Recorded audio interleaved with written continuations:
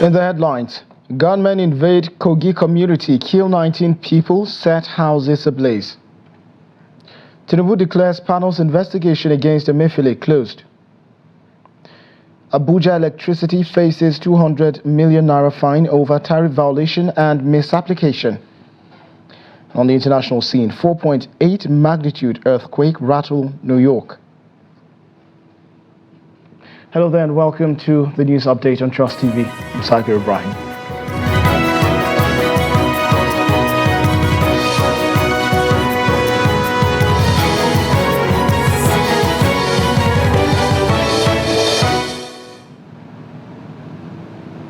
Many thanks for joining once again. Gunmen have reportedly invaded Agujeju community in Omala local government area of Kogi State, killing 19 people and setting many houses on fire. Confirming the incident on Friday, the police public relations officer in Kogi State, William Aya, said the yet-to-be-identified gunmen attacked the community on Thursday. Aya said that the divisional police office of the local government informed him that 19 people were killed while some sustained injuries in the attack. He stated that more policemen have been deployed to the communities, assuring that the perpetrators of the heinous act will be apprehended. Meanwhile, the locals said the gunmen attacked Agujeju, while neighboring communities like Ajokpachiodo, Magaji, all in Omala local government, are presently deserted. The communities appealed to Kogi State Governor Usman Ododo and security agencies to come to their aid by deploying more security personnel to the area, as the police in the local government area have been overwhelmed and overpowered by the attacks. Elsewhere, the police in Kaduna State this Friday fired shots to disperse a procession of members of the proscribed Islamic movement of Nigeria, the IMN, otherwise known as Shiites, to mark the International Quds Day. The Shiites reportedly trooped out in large numbers for a peaceful procession in the metropolis before law enforcement operatives, particularly the Nigeria police, moved to stop them. They had assembled near the Katsina roundabout along Ahmadu Bello Way prior to the arrival of the police. This situation caused tension and unease among citizens, especially those with businesses along Ahmadu Bello Way, as shots were fired by the police to disperse the protesters.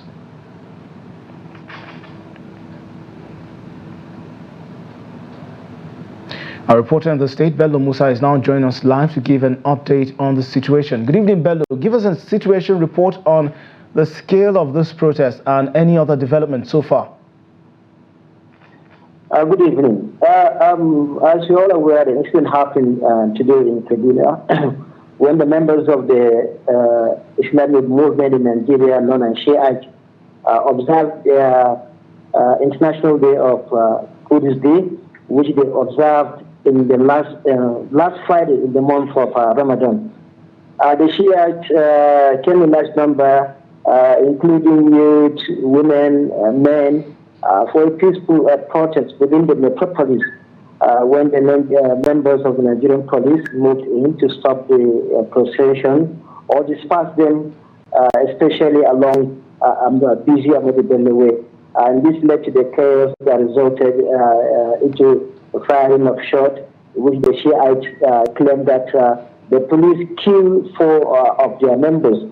But recently, a few minutes ago, in a telephone conversation with the police public relations officer of the state command, ASP Mansour Hassan, said that 3 policemen also sustained injury during the incident and were taken to police medical facility for medical attention.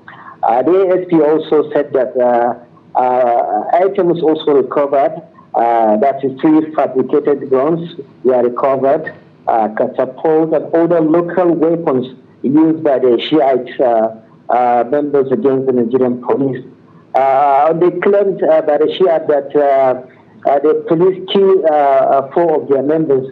The ASP said there was no live bullet used against the members of the Shiite, but only tear gas dispersed them.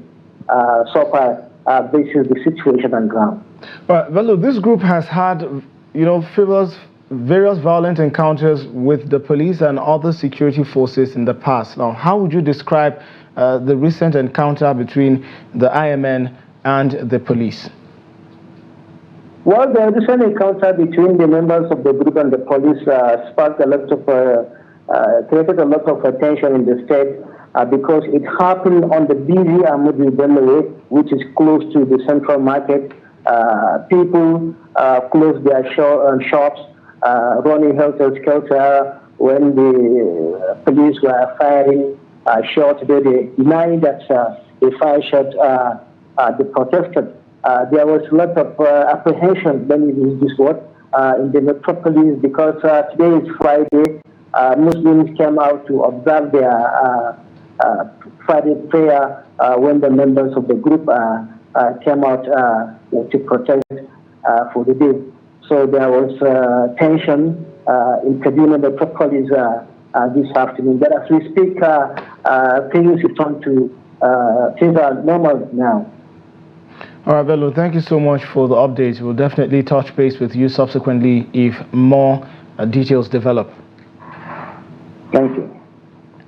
Also, hoodlums in the early hours on Friday blocked Kuta Road in Mina, the Niger state capital, attacking people going for Tahajjud prayers.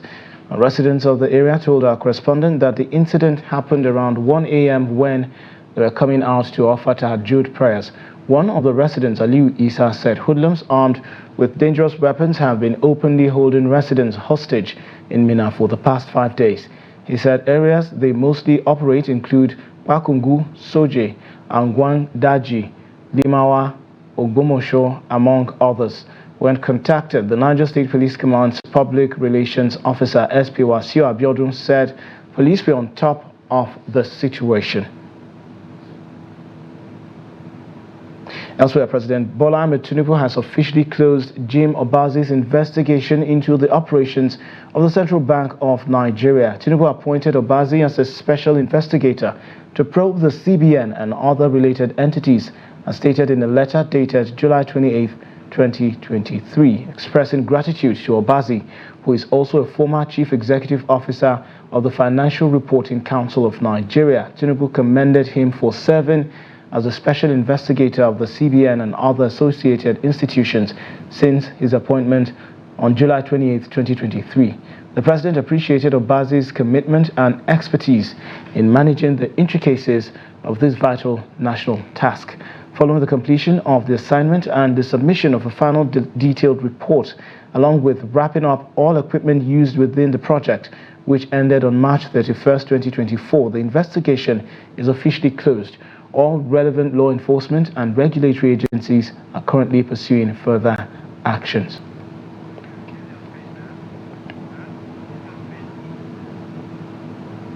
Also, the Nigerian Electricity Regulatory Commission, NERC, has slapped Abuja Electricity Distribution PLC, the AEDC, with a hefty fine of 200 million naira for failing to adhere to its tariff guidelines, creating a stir among consumers and industry stakeholders alike. The fine comes in the wake of the supplementary order to the multi-year tariff order for 2024 issued on April 3rd, 2024, which AEDC has been found in violation of. In a detailed correspondence released by NERC, it was revealed that AEDC improperly applied an approved tariff increase across all customer bands, contrary to the specific directive that only customers in Band A were subject to the rate hike. The oversight has not only led to undue charges for customers in Bands B to E, but has also called into question the operational compliance and fairness standards maintained by one of the country's leading electricity distribution companies. And the Federal High Court in Lagos has fixed April 9th, 2024 to sentence controversial cross-dresser and social media celebrity Idris Okuneye, popularly known as Bobriski. Justice Abimbola Awogboro reserved the date for his judgment after Bobriski pleaded guilty to a 4-count charge of naira abuse brought against him by the Economic and Financial Crimes Commission, the EFCC. The judge ordered that the convict be remanded in EFCC custody pending sentence. The EFCC had filed a 6-count charge against Bobriski. The first 4 counts of the charge bordered on abuse of the naira, while the last 2 counts bordered on alleged money laundering. Idris is a first offender, and by the relevant provisions of Administration of Criminal Justice Act, the court will not impose maximum punishment to her. What is the punishment? 6 months or 50,000 fine, either of the two. And the EFCC, they've considered to fine.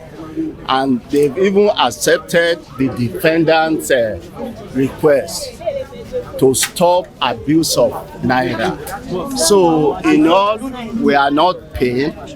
The Honorable Court is the master of his court. So the adjournment is not unusual, but we have trust, confidence in the court that come Tuesday, 9th of April, justice will be done.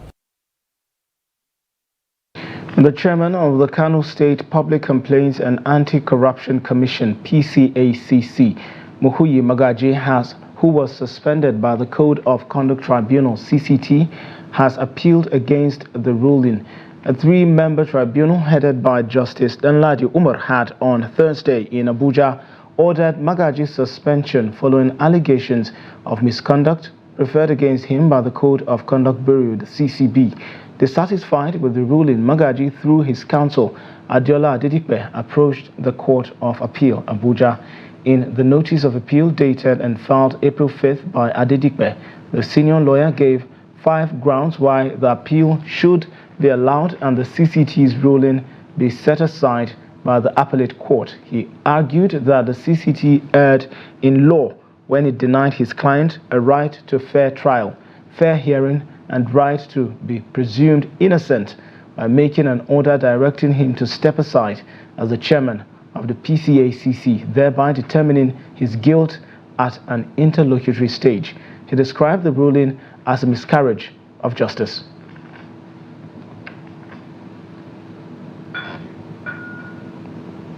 You're watching the news update on Trust TV. Coming up shortly.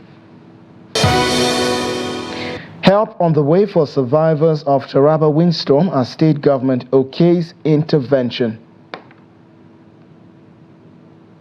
These and many other stories after the break. Join us again.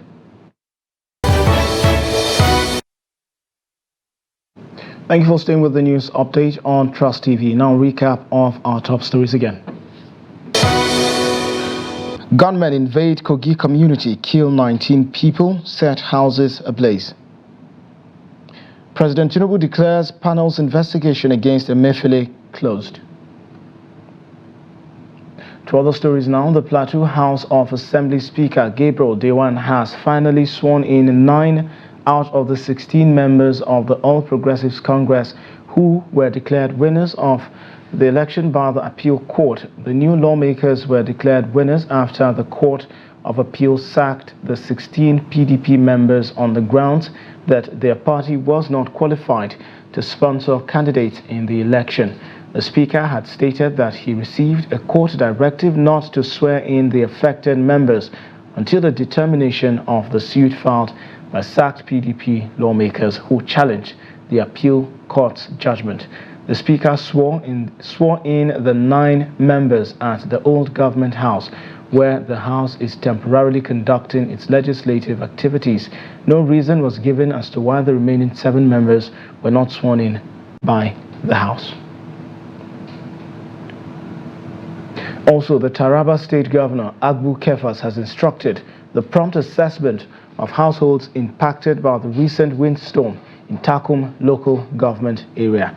This directive follows the governor's visit to the affected communities to evaluate the extent of damage. Take a look at the report.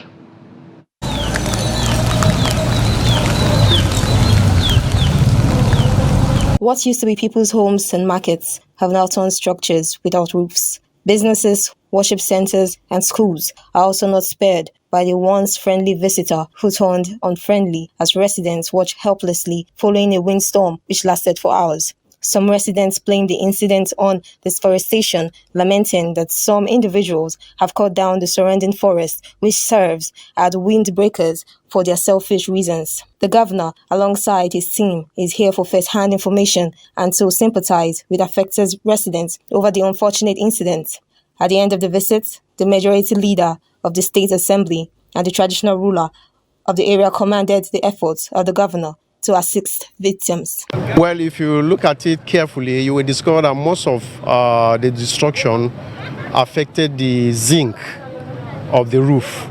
So we expect that this government will support them with some building materials in order to fix their houses, so that with this rain, they will not sleep outside. In June last year, the governor signed an executive order suspending all mining activities in Taraba and subsequently barred all forms of tree falling in a bid to end a looming disaster associating with soil degradation. It is expected that the Task Force Committee on Deforestation and Illegal Mining, as well as stakeholders, will have a change of strategy in curtailing further effects of climate change. And in business, pension funds administrators, PFAs, the largest investment group in Nigeria, have increased their investments in corporate bonds in order to take advantage of the high interest rate environment triggered by the hike in the monetary policy rate by the Central Bank of Nigeria, the CBN. The data released by the National Pension Commission, PENCOM, shows that PFA's investments in corporate debt securities rose year-on-year by 38%. to 2.304 trillion naira in the 2 months ended February 2024 from 1.611 trillion naira in the corresponding period in 2023. PFA's investments allocation to corporate debt securities accounted for 11.7% of the total pension fund assets during the period under review. CBN had further raised MPR to 24.75% last month, pushing up returns on fixed income securities higher. And away from Nigeria, New York City was shaken by a small earthquake on Friday with a 4.8 magnitude and an epicenter in neighboring New Jersey state, according to the United States Geological Survey.